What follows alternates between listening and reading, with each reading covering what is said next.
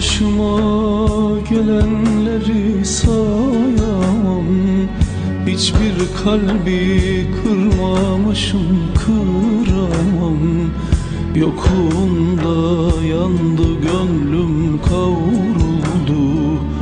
Daya sana doymamışım, doyamam.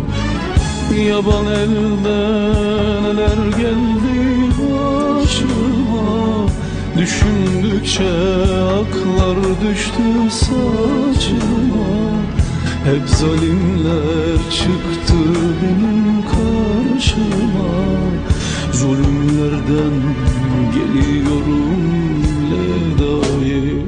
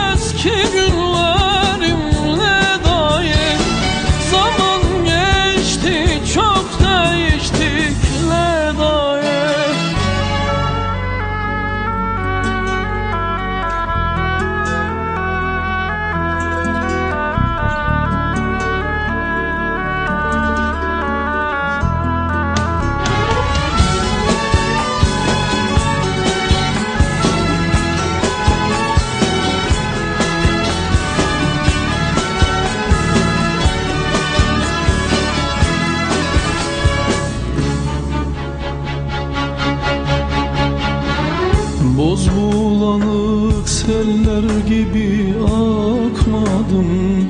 Ateş olup insanları yakmadım. Hiç kimsenin yuvasını yıkmadım.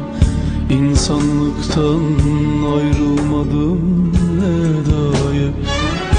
Yaban elden neler geldi başıma. Düşündükçe aklar düştü saçıma. Hep zalimler çıktı benim karşıma. Zulümlerden geliyorum ledayı.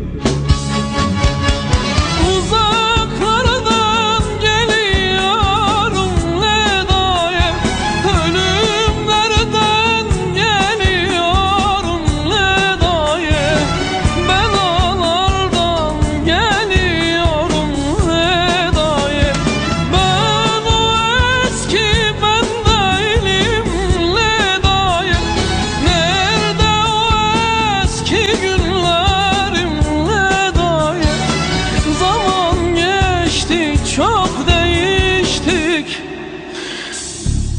ledayı.